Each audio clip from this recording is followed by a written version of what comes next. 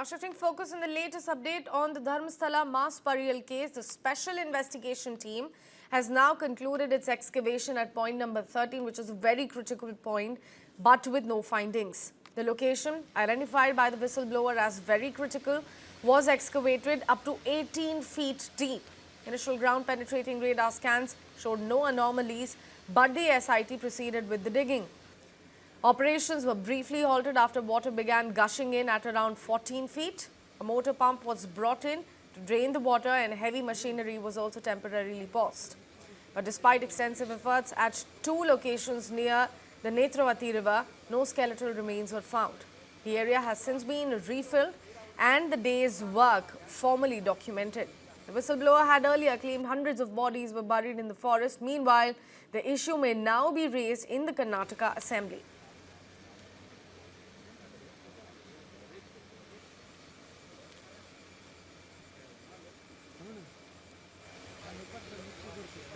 My colleague Gautam Shankar is joining us live on the broadcast to provide us the latest. Gautam, the issue is snowballing even further. We remember that point number 13 was extremely critical point, but nothing has been found even after digging for 18 feet deep. What's the latest update? Will the excavation process still go on? What is the issue which will now be raised in the Karnataka Assembly? Yes, Sakshi. So, as you rightly mentioned, the 13th point of excavation is very important. And the digging operation actually went on till 9 p.m. last night.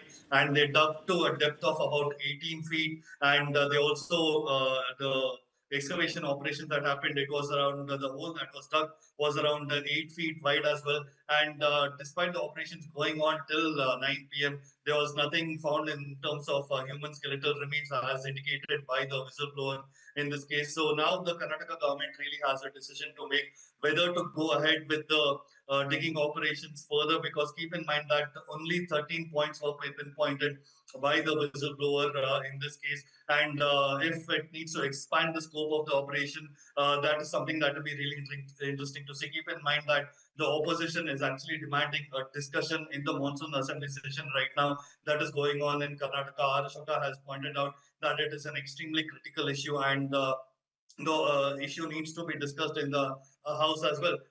But Chief Minister Siddaramaiah has clearly stated that he will consult with his ministers and the cabinet and the opposition as well, whether the excavation operations still need to go on, because even after digging as much as 18 feet, so far there has been nothing that has come out, and the weather also being a very critical factor in this whole issue as well. So keep in mind that it has been raining for the last 4 days continuously in Dakshin Kannada region, and if nothing is found today, we could see the operation coming to an end right today itself, Sakshi.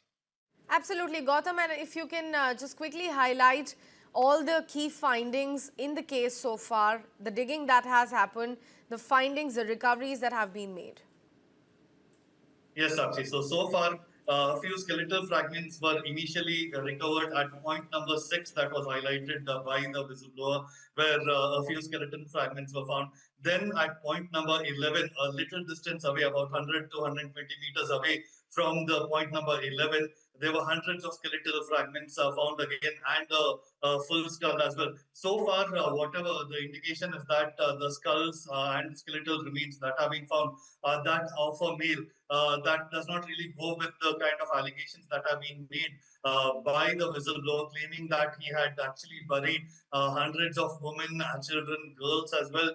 So far, there has been no indications of that. So that is where the digging operation stands at. And coming to the other point of the issue as well, where what happens with these skeletal fragments, all of them have been sent to the FSL lab, and now they are going to conduct a DNA match with people who've gone missing between 1995 to 2014 to see if there is any kind of foul play, and that is when the case really could get interesting. But so far, there have been no indications that that has happened as well. So the SIT is going to submit a report to the government very shortly as well. And Dr. G. Parmeshwara has also indicated that he will be making a statement in the assembly session, which basically goes on to highlight that there could be a call taken by the Karnataka government on whether to continue with the excavation operations or put an end today itself, Sakshi. Absolutely, Gautam. But if we have to speak about these Dharmasthala files, it has become a sensational case, right? The matter is going to be there in the Karnataka Assembly as well. If we have to speak about the investigation, apart from the digging and of course what all has been happening on the ground, what angles have been wrapped up as far as the investigation is concerned so far, to pin down all those who have been involved? Yes, so far the what a special investigation team has done is basically conduct a proper excavation operation to ensure that the whistleblower's claims and all the allegations that he has made, let's see if there is actually something to be found over there. And anything that they find over here, the bones, the skeleton fragments, the skulls, everything, that is going to form the basis of the evidence for this case. That will actually build up on the allegations that have been made that this whistleblower actually buried hundreds of people based on the advice of some people from Dharmasthala itself. And for that investigation to proceed, it is very important for the special investigation team to ensure that the DNA match happens, and that can only happen if there is some sort of a match that is indicated by the forensic science experts as well. And keep in mind that ground penetration radar has also been brought into this entire operation, and they are being used. Those are the drone visuals that you can see on the visuals as well, where the ground penetration radar will form a sort of scientific search operation to help ensure that whatever skeletal fragments have been moved by the rains, and keep in mind that if they have been displaced for over a couple of decades, they could have moved from the original spot where it was buried. So that has also been employed. So the Karnataka government on their part will get to say that they have done everything they can, and they have also introduced the most best form of technology as well. And if nothing is really found, we could see this case actually going cold once again, such.